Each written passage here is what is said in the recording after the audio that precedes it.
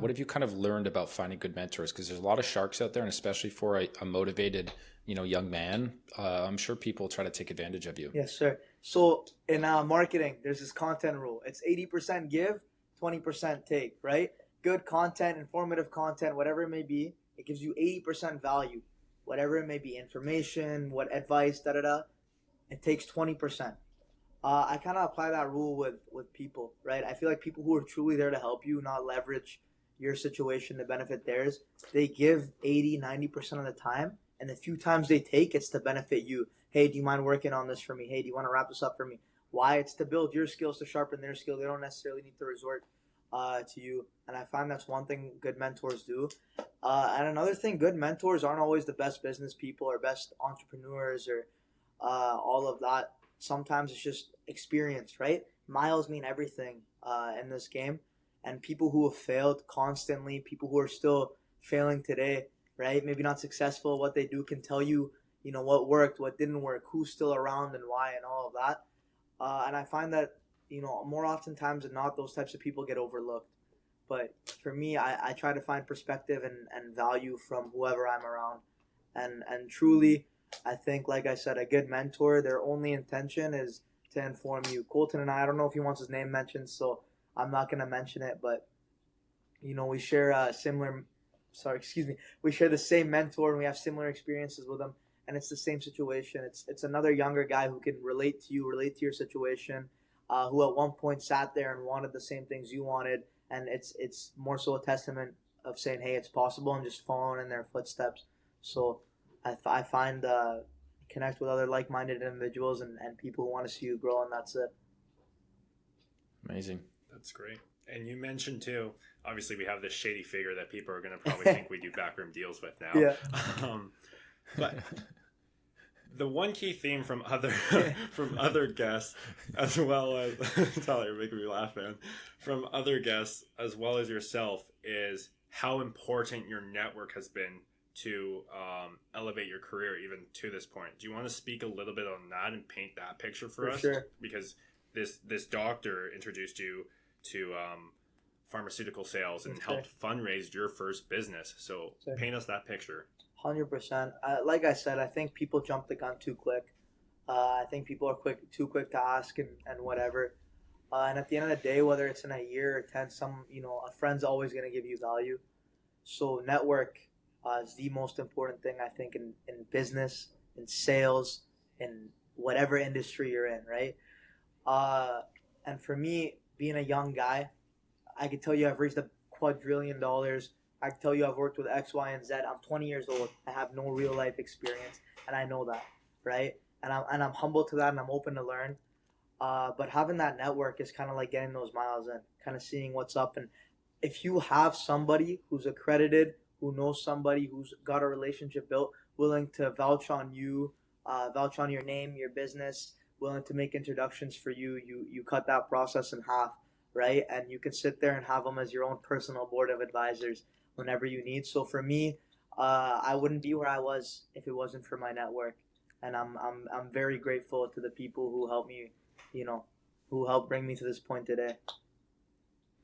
That's great, man. Literally, that is probably the number one thing that has been repeated from the, 7 or 8 interviews that me and Colton have done over the last few months. Every single person has said that probably the number one thing that attributed them to their success was building a network. So if anybody's listened to all of those episodes, please take note of that. It is so true. It's a I back cliche, that but your tenfold. network is your net worth, right? At the end of the day, you can be Fact. dirt broke if you have a book or a phone worth, a couple $100 million worth of people, and you sat there and you grinded something out. You can raise some capital, or you can go to them and find opportunity for work and all of that. And 100%. like I said, we're young, man. We're in no rush to get rich. I'm just in a rush to get connected, right? So for anybody listening, you guys know where to find me. That's an amazing perspective, Husam. Not in a rush to get rich, but in a rush to get connected. And that's a great mindset that a lot of people who haven't quite figured it out should figure out. It's that the quicker that you get connected with the right people and you can learn from them, you learn so much more by building a good network and getting connected than just chasing dollars. And something that Colton and I also often have to remind ourselves is like, focus on the bigger picture here. Don't be so focused on money. Yeah. there's so much I want to get into. Go for it, bro. I'm We got gonna some time. pivot. I'm gonna pivot it a little bit here. So before we talked about your confidence and how that's impacted your success, but I'm wondering, how do you balance being super confident in yourself, which you need to be for, you know, your success at this age, but also balance being humble enough to find mentors and a good network? How do you balance that? Because they're technically contrasting. Yeah, 100%. I think there's a time and a place. I think being confident in yourself it applies wherever. I think anybody who calls it arrogance or whatever is naive.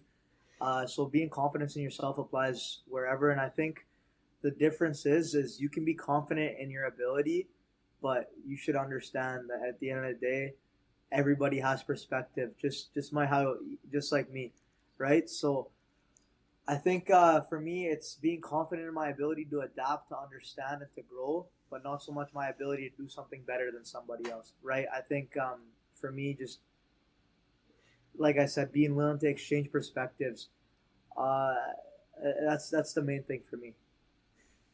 Interesting. Really appreciate that. And then for our audience here, because not everyone is 20 years old, raised capital, traveling the world, or 22 or 24 years old and has a good network, what advice would you offer to our audience who wants to start building a network, and how could they get started 100%. doing that today? I've been repeating the theme throughout the course of the last 30 minutes on this podcast, but it's way easier to do something for your friend than to do something for for a client or for whoever. So at the end of the day, go to your local bar, go to your local restaurant, throw on your suit, your tie, whatever, and go try to get connected, talk to people. If Colton just approached me on LinkedIn and said, "Hey, do you want to be on my podcast?" I would have respectfully declined, or maybe not so respectfully declined. But no, I'm just joking. But the fact that he reached out to me, we were able to share perspectives. I saw what he was about. I saw the message and the mission he was on and trying to accomplish, and I related to it. It made me not only want to hop on the podcast, but build a long-term relationship with him, and now hopefully Tyler as well. So I think that's the biggest thing, is just go out there and get connected. Don't worry too much about online and LinkedIn, coffee chats, whatever. It's way easier to start at home. So wherever you are, just go out there and figure out anybody who's anybody and do whatever you can to get on their good books. That's an interesting perspective, and I'm going to not necessarily contrast it, because I very much agree. There's so much that you can gain from going out, and I would encourage everybody to go network in public. But there's very much a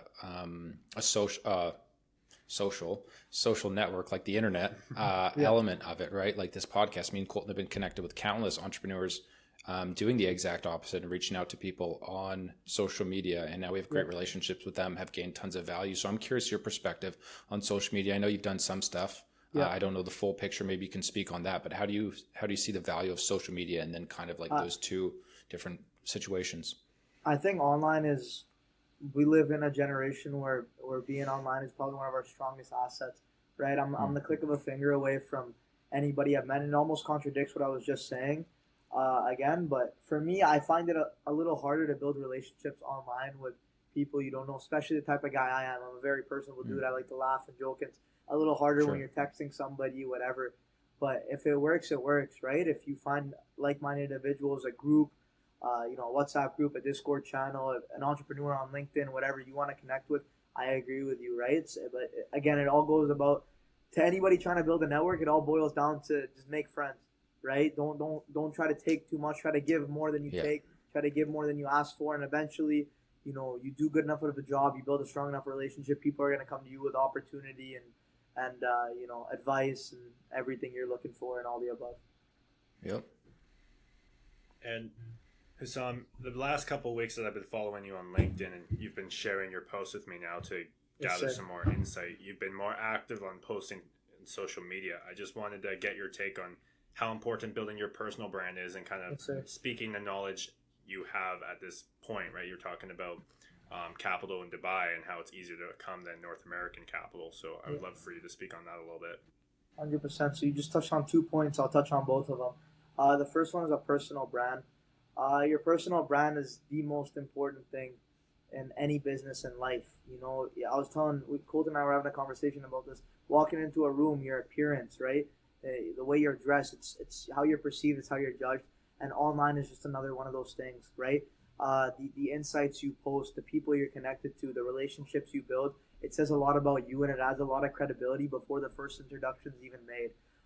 From posting Dubai content, I have a lot of different Dubai funds and investors reaching out to me, trying to connect and build that bridge and hopefully open doors in the future.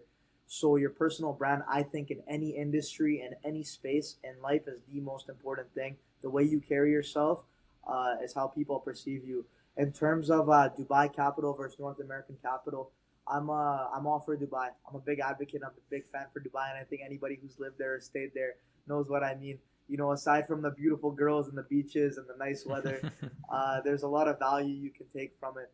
And the biggest thing I love is the idea of this 2030 or 2040 or 2033 Dubai or Saudi vision, this whole idea behind the MENA region of they're not investing in today, they're investing in tomorrow. They're investing in what's going to open jobs for their people. They're investing in things that are going to revolutionize or pioneer new spaces in industry. Yeah, they're not so much investing in what works today. They're investing in what's going to be there tomorrow, right? They're investing in infrastructure. They're not investing in an app and an idea. They're investing in people. And that's something I'm very fond of. Any Dubai fund I connect with or work with, the first question they ask me is, how will this help us, right? Not MENA, you, us, Dubai as a collective, as a whole, the Emirates, Saudi as a collective, as a whole, whatever it may be. And I really love that idea because at the end of the day, companies exist. Why? Because there's a problem and there's a solution or demand that needs to be filled. And that idea and that narrative really sits well with me, how I think, how I align.